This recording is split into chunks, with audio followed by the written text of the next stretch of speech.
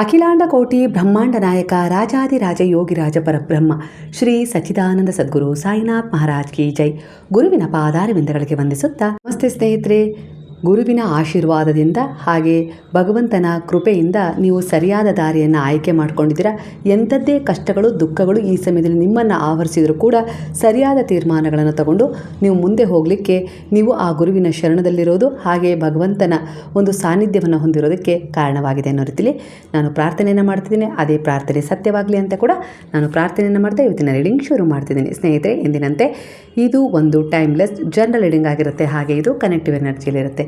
ಯಾವ ಸಮಯದ ಎನರ್ಜಿ ಪ್ರಕಾರ ನೀವು ಈ ಎನರ್ಜಿಯ ರೀಡಿಂಗಿಗೆ ಕನೆಕ್ಟ್ ಆಗ್ತೀರೋ ಖಂಡಿತವಾಗಿ ಈ ಎನರ್ಜಿ ನಿಮ್ಮನ್ನು ಹೀಲ್ ಮಾಡುತ್ತೆ, ಪ್ರೊಟೆಕ್ಟ್ ಮಾಡುತ್ತೆ, ಹಾಗೆ ಗೈಡ್ ಕೂಡ ಮಾಡುತ್ತೆ, ಹಾಗೆ ಮುಂದಿನ ಕೆಲವು ತೀರ್ಮಾನಗಳನ್ನು ತಗೊಳ್ಳೋಕ್ಕೆ ಸಹಾಯ ಕೂಡ ಮಾಡುತ್ತೆ. ಹಾಗೆ ನಿಮ್ಮ ಜೀವನದಲ್ಲಿ ನೀವು ಯಾವ ಹೊಸ ತೀರ್ವನ್ನು ತಗೊಂಡಿದ್ದೀರಾ ಅದರಲ್ಲಿ ಯಾವ ರೀತಿ ಒಂದು ಸರಿ ತಪ್ಪುಗಳನ್ನು ಗುರುತಿಸಿ ನೀವು ಮುಂದೆ ಹೋಗಬೇಕು ಅನ್ನೋದನ್ನು ಕೂಡ ಗೈಡ್ ಮಾಡ್ತಾ ಹೋಗುತ್ತೆ. ಹಾಗಾದರೆ ಮೊದಲನೇದಾಗಿ ಇಲ್ಲಿ ಬಾಬಾ ಹೇಳ್ತಾ ಇದ್ದಾರೆ, ನಿಮಗೆ ಕೆಟ್ಟದನ್ನು ಬಯಸಿದವರಿಗೂ ಕೂಡ ಕೆಲವೊಂದು ಸಾರಿ ಒಳ್ಳೆಯದನ್ನು ನೀವು ಮಾಡಲೇಬೇಕು. ಆದರೆ ಇಲ್ಲಿ ನಿಮ್ಮ ಪ್ರಶ್ನೆ, ನಿಮ್ಮ ಮನಸ್ಸಲ್ಲೂ ಕೂಡ ಆ ಪ್ರಶ್ನೆ ಯಾವ ರೀತಿ ಕಾಡ್ತಾ ಇದೆ ಅಂದರೆ, ನಿಮ್ಮ ಜೊತೆ ಒಳ್ಳೆಯ ವ್ಯವಹಾರ ನಡೆಸಲೇ ಇಲ್ಲ, ನಿಮಗೆ ಒಳ್ಳೆಯದನ್ನು ಬಯಸಲೇ ಇಲ್ಲ, ನನ್ನ ನಂಬಿಕೆಗೆ ದ್ರೋಹ ಮಾಡಿದರು, ನನ್ನ ಭರವಸೆಗೆ ದ್ರೋಹ ಮಾಡಿದರು, ನನಗೆ ಕೆಟ್ಟದನ್ನೇ ಮಾಡಿದರು, ನನಗೆ ಮೋಸನೇ ಸಿಕ್ತು, ಇಂತಹವರಿಗೆ ನಾವು ಯಾಕೆ ಒಳ್ಳೆಯದನ್ನು ಬಯಸಬೇಕು? ನಮ್ಮ ಭರವಸೆಗೆ ದ್ರೋಹ ಮಾಡಿದ್ದಾರೆ, ಅಂಥವರಿಗೆ ನಾವು ಒಳ್ಳೆಯದನ್ನು ಬಯಸೋದು ಹೇಗೆ ಸಾಧ್ಯ ಅನ್ನುವ ಪ್ರಶ್ನೆ ಕೂಡ ನಿಮ್ಮ ಮನಸ್ಸಲ್ಲಿ ನಿಮಗೆ ಈ ಸಮಯದಲ್ಲಿ ಮೂಡ್ತಾ ಇದೆ. ಅಂದರೆ ಇಲ್ಲಿ ಪ್ರಶ್ನೆ ಬಂದದ್ದೇ ಹಾಗೆ. ಅಂದರೆ ಇಲ್ಲಿ ಯಾರು ಏನೇ ಕೆಟ್ಟದ್ದು ಮಾಡಿದರೂ ಕೂಡ ಅವರಿಗೂ ಕೂಡ ನೀವು ಒಂದು ಒಳ್ಳೆಯದಾಗಲಿ ಅಂತೇಳಿ ಬಯಸಬೇಕು ಅಂತ ಹೇಳಿ. ನಮ್ಮ ಜೊತೆ ಒಂದು ಸ್ವಲ್ಪನೂ ಒಳ್ಳೆಯ ರೀತಿಯಲ್ಲಿ ವ್ಯವಹಾರನೇ ನಡೆಸಲೇ ಇಲ್ಲ, ಆದರೂ ಕೂಡ ಅವ್ರ ಜೊತೆ ನಾವು ಒಳ್ಳೆಯ ರೀತಿಯ ವ್ಯವಹಾರ ನಡೆಸೋದು ಎಷ್ಟು ಸರಿ ಅನಿಸುತ್ತೆ ಅನ್ನೋದು ಕೂಡ ನಿಮ್ಮ ಪ್ರಶ್ನೆ ಆಗಿದೆ. ಅದೇ ರೀತಿಯಲ್ಲಿ ಕೂಡ ಬರ್ತಾ ಇದೆ ಉತ್ತರ. ನಾನು ಯಾಕೆ ಒಳ್ಳೆಯದನ್ನು ಬಯಸಲಿ? ತಪ್ಪು ಅವರ ಕಡೆಯಿಂದ ಆಗಿದೆ ತಾನೇ, ಹಾಗಾಗಿ ಅವರ ಬಗ್ಗೆ ನೀವು ಒಳ್ಳೆಯದನ್ನು ಬಯಸಲು ಸಾಧ್ಯನಾ? ಇದು ನಿಮ್ಮ ಪ್ರೆಸೆಂಟ್ ಎನರ್ಜಿಯ ಫೀಲಿಂಗ್ ಆಗಿದೆ. ಆದರೆ ಕರ್ಮದ ಲೆಕ್ಕಾಚಾರನೇ ಇಲ್ಲಿ ಬೇರೆ ಇರುತ್ತೆ. ಅಂದರೆ ನಿಮ್ಮ ಜವಾಬ್ದಾರಿಗಳನ್ನು ನೀವು ಹೇಗೆ ಒಂದು ಒಳ್ಳೆಯ ಉದ್ದೇಶನೋ ಇಲ್ಲ ಕೆಟ್ಟ ಉದ್ದೇಶದ ಮೇಲೆ ನಿಭಾಯಿಸ್ತೀರೋ ಅದು ನಿಮ್ಮ ಕರ್ಮವೇ ಆಗಿರುತ್ತೆ. ಹಾಗೆ ಈಗಲೂ ಕೂಡ ಅವರು ನಿಮಗೆ ವಂಚನೆ ಮಾಡಿದರೆ, ನೋವು ಮಾಡಿದರೆ, ಇಲ್ಲ ದ್ರೋಹ ಮಾಡಿದರೆ, ಯಾವುದೇ ರೀತಿ ನೋವು ಕೊಟ್ಟಿದ್ದಾರೆ, ಅದನ್ನು ಅದೇ ರೀತಿ ನೀವು ವಾಪಸ್ ಕೊಡಬೇಕು ಅಂತ ಇಲ್ಲ. ಅಲ್ಲಿಗೆ ನೀವು ಕೂಡ ಅದೇ ರೀತಿ ಕರ್ಮಕ್ಕೆ ಅಂದರೆ ಆ ಜವಾಬ್ದಾರಿಗೆ ಕಾರಣರಾಗ್ತೀರಿ. ನಿಮ್ಮ ಒಂದು ಆ ಕರ್ಮದ ಜವಾಬ್ದಾರಿ ನಿಮ್ಮದೇ ಆಗಿರುತ್ತೆ. ಅದನ್ನು ಈಗಲ್ಲಾದರೂ ನೀವು ಮುಂದೆ ತೀರಿಸಬೇಕಾಗತ್ತೆ. ಅಂದರೆ ಇಲ್ಲಿ ಒಳ ಅರ್ಥ ಯಾವ ರೀತಿ ಮಾಡ್ಕೊಳ್ಬೇಕು ಅಂದರೆ, ಅವ್ರು ನಿಮಗೆ ಅದನ್ನೆಲ್ಲ ಮಾಡಿದ್ದಾರೆ ಅಂದರೆ ಅದು ಅವರ ಕರ್ಮದ ಜವಾಬ್ದಾರಿ, ಅವರೇ ಅದನ್ನು ಬರ್ಕೊಳ್ತಾ ಇದ್ದಾರೆ. ನೀವು ಅವ್ರ ಥರನೇ ಬರ್ಕೊಳ್ಳೋಕೆ ಇಷ್ಟಪಡ್ತೀರೋ, ಇಲ್ಲಾಂದರೆ ಆ ಒಂದು ನಕಾರಾತ್ಮಕ ಎನರ್ಜಿಯನ್ನು ಅಲ್ಲೇ ರಿಮೂವ್ ಮಾಡಿ ಜೀವನದಲ್ಲಿ ಹೊಸ ಬದಲಾವಣೆಯತ್ತ, ನಿಮ್ಮ ಒಂದು ಸಾಧನೆಯತ್ತ ನೀವು ಗಮನ ಕೊಡೋದು, ಆ ರೀತಿಯ ಜವಾಬ್ದಾರಿನ ತಗೊಳ್ತೀರಾ ಅನ್ನೋ ರೀತಿಯಲ್ಲಿ ಪ್ರಶ್ನೆಯಲ್ಲಿ ನಿಮಗೆ ಕಾಡ್ತಾ ಇದೆ. ಈಗ ಆಯ್ಕೆ ಮಾಡೋ ಸರಿದೆ ನಿಮ್ಮದೇ ಆಗಿದೆ. ಅಂದರೆ ಇಲ್ಲಿ ನೀವು ಆ ವಿಚಾರದಲ್ಲಿ ಈಗ ತುಂಬ ನೋವನ್ನು ಅನುಭವಿಸ್ತಿದ್ರೆ, ಅದು ನಿಮ್ಮ ಸಂಬಂಧಿಕರೇ ಆಗಿರ್ಬೋದು, ಯಾರೋ ಆಗಿರ್ಬೋದು, ನಿಮ್ಮ ನಂಬಿಕೆಗೆ ದ್ರೋಹ ಮಾಡಿದರೆ, ವಂಚನೆ ಮಾಡಿದರೆ, ಎಲ್ಲೋ ಒಂದು ರೀತಿಯಲ್ಲಿ ನಿಮಗೆ ನೋವು ಕೊಟ್ಟಿದ್ದಾರೆ, ನಿಂದನೆ ಕೊಟ್ಟಿದ್ದಾರೆ. ಆದರೆ ನಿಮಗೆಲ್ಲೋ ಒಂದು ರೀತಿಯಲ್ಲಿ ಅವ್ರು ಎದುರಿಗೆ ಬಂದಾಗ ಅವೆಲ್ಲ ನೆನಪು ಬರುತ್ತೆ. ಇಲ್ಲ ನೀವು ಒಬ್ಬರೇ ಇದ್ದಾಗ ಆ ನೆನಪುಗಳನ್ನು ನೀವು ಮಾಡ್ಕೊಳ್ತಾ ಇರ್ತೀರಾ. ಅದರಿಂದ ಇಲ್ಲಿ ನಿಮ್ಮ ಶಕ್ತಿಯ ಒಂದು ಸಕಾರಾತ್ಮಕ ಶಕ್ತಿಯ ಊರ್ಜೆಯನ್ನು ನೀವು ಕಳೆದುಕೊಳ್ತಾ ಇದ್ದೀರಾ. ನೆಗೆಟಿವ್ ಆದ ಒಂದು ಆಲೋಚನೆಗಳು, ಯಾವಾಗ ನಡೆದು ಹೋಗಿರೋ ವಿಚಾರ ಆಗಿರ್ಬೋದು, ಅದು ಎಲ್ಲೋ ಒಂದು ರೀತಿಯಲ್ಲಿ ನಿಮ್ಮ ಮನಸ್ಸಲ್ಲಿ ಉಳಿದು ಬಿಟ್ಟಿದೆ. ಆ ನೋವು, ಆ ನಿಂದನೆ, ಆ ಹಿಂಸೆ, ಆ ವೇದನೆ. ಆದರೆ ಕತ್ತಲು ಮುಗಿದ ನಂತರ ಒಂದು ಬೆಳಕು ಅನ್ನೋದು ಮೂಡುತ್ತೆ ಅಲ್ವಾ? ಆ ಕತ್ತಲೇ ತಾನೇ ಆಗಿ ಹಿಂದೆ ಸರಿಯುತ್ತೆ. ಅಂದರೆ ಬೆಳಕಿಗೆ ಒಂದು ಅವಕಾಶ ಮಾಡಿಕೊಡುತ್ತೆ. ಅಂದರೆ ನೀವು ಕೂಡ ಅದನ್ನು ನಿಮ್ಮ ಜೀವನದಲ್ಲಿ ಅಳವಡಿಸ್ಕೊಳ್ಳೋದು ತುಂಬ ಒಳ್ಳೆಯದು ಅನ್ನೋ ರೀತಿಯಲ್ಲಿ ಬರ್ತಾ ಇದೆ ಕೆಲವರ ಆಲೋಚನೆಯ ಪ್ರಕಾರ ಇಲ್ಲಿ. ಅಂದರೆ ಈಗ ನೀವು ಒಂದು ಯೋಚನೆ ಮಾಡ್ತಾ ಇದ್ದೀರಾ, ಏನೋ ಜೀವನದಲ್ಲಿ ಯೋಚಿಸ್ತಾ ಇದ್ದೀರಾ ಅಂದರೆ ಅದು ನಿಮ್ಮತನದಕ್ಕಿಂತ ಹೆಚ್ಚಾಗಿ, ಅಂದರೆ ನಿಮ್ಮ ಶಕ್ತಿಯಿಂದಲ್ಲ, ನಿಮ್ಮ ಎದುರಿಗೆ ಅವರ ವರ್ತನೆಯಿಂದ ನೀವು ನಿಮ್ಮ ಜೀವನ ಶೈಲಿಯನ್ನು ಯೋಚಿಸ್ತಾ ಇದ್ದೀರಾ ಅಂಥೇಳಿ ಬರ್ತದೆ. ಹಾಗಾಗಿ ಅವರು ನನಗೆ ಹಾಗಂದರು, ಹೀಗಂದರು, ಹಾಗಾಗಿ ನಾನು ಈ ರೀತಿ ಮಾಡಬೇಕು, ಆ ರೀತಿ ಮಾಡಬೇಕು ಅಂತೇಳಿ ನೀವು ಪ್ರತಿನಿತ್ಯ ಅದನ್ನೇ ಯೋಚಿಸ್ತಾ ಇದ್ದೀರಾ ಅಂದರೆ ಅದು ನಿಮ್ಮ ಶಕ್ತಿಯಿಂದಲ್ಲ, ಎದುರಿಗಿರುವವರ ಶಕ್ತಿಯ ಮೇಲೆ ನೀವು ಡಿಪೆಂಡ್ ಆಗಿದ್ದೀರಾ ಅನ್ನೋ ರೀತಿಯಲ್ಲಿ ಬರ್ತದೆ. ಹಾಗಾಗಿ ಆ ಆಲೋಚನೆಯನ್ನು ಇಗ್ನೋರ್ ಮಾಡಬೇಕು. ನಿಮ್ಮದೇ ಆದ ಒಂದು ಸ್ವಂತ ಆಲೋಚನೆಯ ಮೂಲಕ, ಅಂದರೆ ಬೇರೆಯವರು ನಿಮಗೆ ಮಾಡಿದ ಮೋಸದ ಆಧಾರದ ಮೇಲೆ ನೀವು ಜೀವನವನ್ನು ನೋಡೋದಕ್ಕಿಂತ ನಿಮ್ಮದೇ ಆದ ಸ್ವಂತ ರೀತಿಯಲ್ಲಿ ನೋಡಿ ಆ ವಿಚಾರವನ್ನು ದೂರ ಮಾಡಿಬಿಡಿ ಅನ್ನೋ ರೀತಿಯಲ್ಲಿ ಬರ್ತದೆ. ಇಗ್ನೋರ್ ಮಾಡಿ, ಕ್ಷಮೆ ಕೊಡಿ, ಬಿಟ್ಬಿಡಿ. ಇಲ್ಲ ಅಂದರೆ ಆ ಒಂದು ಚಿಂತೆ ನಿಮಗೆ ಒಂದು ವೇದನೆ ಕೊಡುತ್ತೆ, ದೇಹಕ್ಕೆ ಆಯಾಸ ಆಗೋ ಹಾಗೆ ಮಾಡುತ್ತೆ. ಉತ್ಸಾಹದಿಂದ ನೀವು ಕೆಲಸ ಮಾಡಲಿಕ್ಕೂ ಆಗೋದಿಲ್ಲ. ಕೆಲವೊಂದು ಸಾರಿ ಆಲಸ್ಯ ಸೋಮಾರಿತನದಿಂದ ನಿಮ್ಮನ್ನು ನೀವು ದುರ್ಬಲತೆಗೆ ಕಡೆಗಣಿಸಿಕೊಳ್ಳುವಂತೆ ನೋಡ್ಕೊಳ್ಳೋಕ್ಕೂ ಕೂಡ ಆ ರೀತಿ ಕೂಡ ಆಗಿಬಿಡುತ್ತೆ ಕೆಲವೊಂದು ಸಾರಿ. ಹಾಗಾಗಿ ಅಂಥ ಒಂದು ಆಲೋಚನೆಗಳನ್ನು ಆಗಿಬಿಟ್ಟು ಹೋಗಿದೆ. ಆಗಿರುವ ವಿಚಾರಗಳನ್ನು ಯಾಕೆ ಪದೇ ಪದೇ ನೆನಪು ಮಾಡ್ಕೊಳ್ತೀರಾ? ಅದು ಒಂದು ಪ್ರೇರಣೆ ಆಗಿರುತ್ತೆ, ಇಲ್ಲ ಒಂದು ಬದಲಾವಣೆ ಆಗಿರುತ್ತೆ. ಇವತ್ತು ನೀವೇನೊಂದು ಯಶಸ್ಸಿನ ಕಡೆ ಒಂದು ಒಳ್ಳೆಯ ಗುರಿಯತ್ತ ಸಾಗ್ತಾ ಇದ್ದೀರಾ ಅಂದರೆ ಎಲ್ಲೋ ಒಂದು ರೀತಿಯಲ್ಲಿ ಅವರು ಕೂಡ ಅದಕ್ಕೆ ಕಾರಣವಾಗಿರ್ತಾರೆ. ಹಾಗಾಗಿ ಆ ಎನರ್ಜಿಯನ್ನು ನೀವು ರಿಮೂವ್ ಮಾಡೋದೇ ಒಳ್ಳೆಯದು ಅನ್ನೋ ರೀತಿಯಲ್ಲಿ ಬರ್ತಾ ಇದೆ.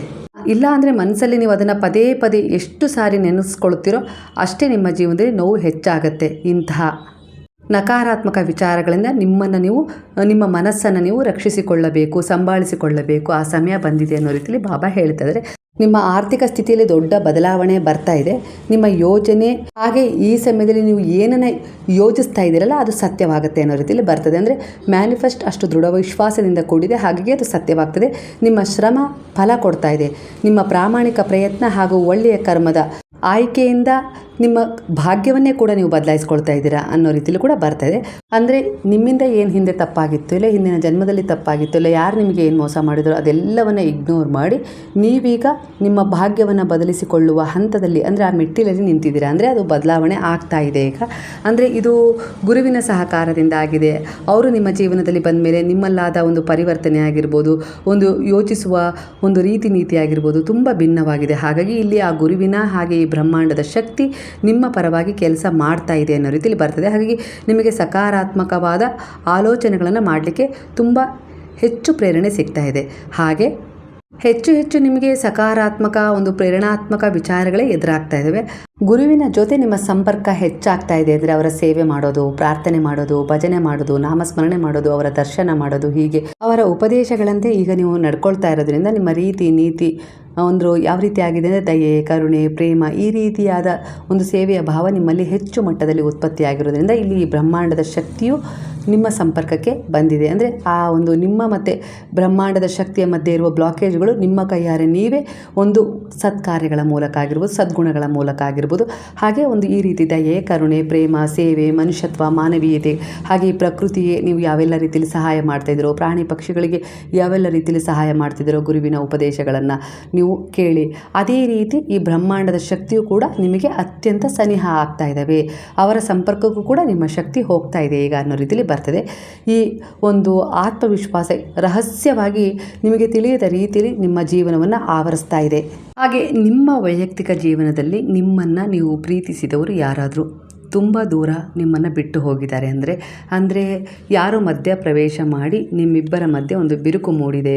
ಅದು ಪ್ರೀತಿಯ ವಿಚಾರ, ಇಲ್ಲ ವೈಯಕ್ತಿಕ ವಿಚಾರ, ಇಲ್ಲ ತಾಯಿ ಮಕ್ಕಳು ದೂರ ಆಗಿರೋ ವಿಚಾರ, ಇಲ್ಲ ಅಣ್ಣ ತಮ್ಮ, ಹೀಗೆ ಯಾರೋ ಮಾತನ್ನು ಬಿಟ್ಟಿರ್ಬೋದು ಅನ್ನೋ ರೀತಿಲಿ. ಅಂದರೆ ನೀವು ಅವರನ್ನು ತುಂಬ ನಂಬಿದ್ರಿ, ತುಂಬ ಪ್ರೀತಿಸ್ತಿದ್ರಿ, ಹೇಗೋ ಎಲ್ಲರೂ ಒಟ್ಟಿಗೆ ಹೋಗೋಣ ಅನ್ನೋದು ನಿಮ್ಮ ಅಭಿಪ್ರಾಯ ಇತ್ತು. ಆದರೆ ಇಲ್ಲಿ ಆ ಅಣ್ಣ ತಮ್ಮ, ಅಕ್ಕ ತಂಗಿ ಯಾವುದೇ ಒಂದು ಸಂಬಂಧದ ಮಧ್ಯೆ ಒಂದು ಬಿರುಕು ಮೂಡಿದೆ ಅಂತ ಅಂದರೆ ಇಲ್ಲಿ ಯಾವ ರೀತಿ ಒಂದು ಎನರ್ಜಿ ಈ ಸಮಯದಲ್ಲಿ ನಿಮಗೆ ಕನೆಕ್ಟ್ ಆಗ್ತಾ ಇದೆ ಅಂದರೆ ಈ ನಿಮ್ಮ ಮನಸ್ಸಿನ ವೇದನೆಗೆ ಇಲ್ಲಿ ಗುರುವಿನ ಒಂದು ಆಶೀರ್ವಾದ ಯಾವ ರೀತಿ ನಿಮಗೆ ಸಿಗ್ತಾ ಇದೆ ಅನ್ನೋದನ್ನು ನೋಡೋದಾದರೆ, ಅವರು ಈ ರೀತಿ ಮಾಡಲಿಕ್ಕೆ, ಅವರ ವರ್ತನೆ ಬದಲಾವಣೆ ಆಗಲಿಕ್ಕೆ ಒಂದು ಮುಖ್ಯ ಕಾರಣ ಯಾವುದು ಬರ್ತಾ ಇದೆ ಅಂದರೆ ಇಲ್ಲಿ ಅವರ ಮೇಲೆ ಯಾವುದೋ ಒಂದು ನಕಾರಾತ್ಮಕ ಪ್ರಭಾವ ಅಂದರೆ ಕನೆಕ್ಟ್ ಆಗಿದೆ, ಅಂದರೆ ಅವ್ರ ಮೇಲೆ ಪ್ರಭಾವ ಬೀರಿದೆ ಅನ್ನೋ ರೀತಿಯಲ್ಲಿ ಬರ್ತದೆ. ಹಾಗಾಗಿ ಅವರು ತಮ್ಮ ಮನಸ್ಸಿನ ಮೇಲೆ, ಹಾಗೆ ತಾವು ಮಾತನಾಡುವ ಒಂದು ವಿಚಾರದ ಮೇಲಾಗಿರ್ಬೋದು, ಹಾಗೆ ತಮ್ಮ ಮನಸ್ಸಿನ ಆಲೋಚನೆಯ ಮೇಲೆ ಈ ಸಮಯದಲ್ಲಿ ಕಂಟ್ರೋಲ್ ತಪ್ಪಿದ್ದಾರೆ ಅನ್ನೋ ರೀತಿಯಲ್ಲಿ ಬರ್ತಾ ಇದೆ. ಅಂದರೆ ಬೇರೆಯವರ ಕಂಟ್ರೋಲಲ್ಲಿ, ಅವರ ಎನರ್ಜಿಯಲ್ಲಿ ಅವರೀಗ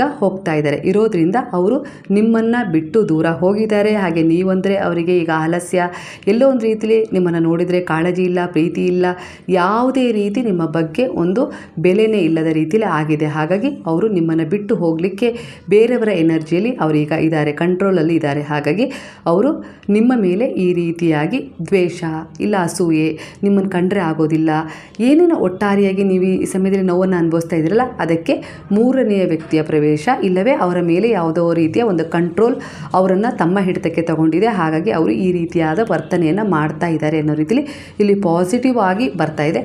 ಇಲ್ಲಿ ನಿಮಗೆ ಗುರು ಮಾತ್ರ ರಕ್ಷಣೆ ಕೊಡಬಲ್ಲರು. ಇದಕ್ಕೋಸ್ಕರ ನೀವು ಎಲ್ಲೆಲ್ಲೋ ಹೋಗಿ ಹಣ ಖರ್ಚು ಮಾಡೋ ಅವಶ್ಯಕತೆ ಇಲ್ಲ. ಯಾಕಂದರೆ ಹಣ ಖರ್ಚು ಮಾಡಿ ಎಲ್ಲ ಸಮಸ್ಯೆಗಳಿಗೆ ಪರಿಹಾರ ಕಂಡುಕೊಳ್ಳೋದಾಗಿದ್ದರೆ ಹಣ ಇದ್ದವರು ಎಲ್ಲ ರೀತಿಯ ಸಮಸ್ಯೆಗಳಿಂದ ಹೊರಗಿರ್ತಿದ್ರು. ಹಾಗಾಗಿ ನಾನು ಸಾಕಷ್ಟು ವಿಡಿಯೋಗಳಲ್ಲಿ ಹೇಳಿದ್ದೀನಿ, ಇದಕ್ಕೆ ನೀವು ಗುರುವಿನ ಶರಣವನ್ನು ಹಾಗೆ ಅವರ ಚರಣವನ್ನು ಅವಲಂಬಿಸಿದರೆ ದೃಢ ವಿಶ್ವಾಸದಿಂದ ನೀವು ನನ್ನ ಜೀವನದಲ್ಲಿ ಹೀಗಾಗಿದೆ, ಅದನ್ನು ಯಾವ ರೀತಿ ಸರಿಪಡಿಸ್ಕೊಡ್ತೀರೋ ನನಗೆ ಗೊತ್ತಿಲ್ಲ, ಯಾವ ಜನ್ಮದ ಕರ್ಮದ ಫಲವೋ ಗೊತ್ತಿಲ್ಲ, ನನಗೆ ಯಾವುದೂ ಗೊತ್ತಿಲ್ಲ, ನನ್ನ ಜೀವನದಲ್ಲಿ ಹಿಂದೆ ನಾನು ಏನು ತಪ್ಪು ಮಾಡಿದ್ದೆ ಅಂತ ಗೊತ್ತಿಲ್ಲ, ಮುಂದೆ ನನ್ನ ಭವಿಷ್ಯ ಹೇಗಿದೆ ಅಂತಲೂ ನನಗೆ ಗೊತ್ತಿಲ್ಲ. ಒಟ್ಟಾರೆಯಾಗಿ ನನ್ನ ಎಲ್ಲ ರೀತಿಯ ಒಂದು ನಕಾರಾತ್ಮಕ ಮನಸ್ಥಿತಿ ಆಗಿರ್ಬೋದು, ಸಕಾರಾತ್ಮಕ ಮನಸ್ಥಿತಿ ಆಗಿರ್ಬೋದು, ಏನೇ ಆಗಿರಲಿ ಅದೆಲ್ಲವನ್ನು ನಾನು ನಿಮ್ಮ ಪಾದಗಳ ಮೇಲೆ ಹಾಕಿ ನಾನೂ ಕೂಡ ನಿಮ್ಮ ಶರಣಕ್ಕೆ ಬಂದಿದ್ದೀನಿ ಅನ್ನೋ ರೀತಿಯಲ್ಲಿ ನೀವು ದೃಢವಾದ ವಿಶ್ವಾಸದಿಂದ ಅವರ ಪಾದಗಳಲ್ಲಿ ಶರಣಾಗಿ 42 ದಿನ ನೀವು ಈ ಮಂತ್ರವನ್ನು ಜಪಿಸಿ, ಓಂ ಶಿರಡಿ ವಾಸಾಯ ವಿದ್ಮಹೆ ಸಚ್ಚಿದಾನಂದಾಯ ಧೀಮಹಿ ತನ್ನೋ ಸಾಯಿ ಪ್ರಚೋದಯಾತ್ ಅನ್ನುವ ಈ ಸಾಯಿ ಗಾಯತ್ರಿ ಮಂತ್ರವನ್ನು ನೀವು 42 ದಿನವೂ ಕೂಡ ಬೆಳಗ್ಗೆ ಬ್ರಾಹ್ಮಿ ಮುಹೂರ್ತದಲ್ಲಾಗಿರ್ಬೋದು ಪೂಜೆ ಮಾಡಿಕೊಂಡು ಎಂದಿನಂತೆ, ಹಾಗೆ ಸಂಜೆ ಗೋಧೂಳಿ ಲಗ್ನದಲ್ಲಾದರೂ ಇಲ್ಲ ಅಭಿಜಿನ್ ಲಗ್ನ ಅಂದರೆ ಆ ಸಮಯದಲ್ಲಾದರೂ, ಒಟ್ಟಾರೆಯಾಗಿ 4 ಆರತಿಗಳು ಬಾಬಾರವರಿಗೆ 4 ಸಮಯದಲ್ಲಿ ನಡೆಯುತ್ತೆ. ಒಂದು 10 ಗಂಟೆಗೆ ನಡೆಯುತ್ತೆ ಶೇಜಾರತಿ. ಆ ಸಮಯದಲ್ಲೂ ಕೂಡ ನೀವು ಮ್ಯಾನಿಫೆಸ್ಟ್ ಮಾಡಿ ಪ್ರಾರ್ಥನೆ ಮಾಡಿ ಮಲಗ್ಬೋದು.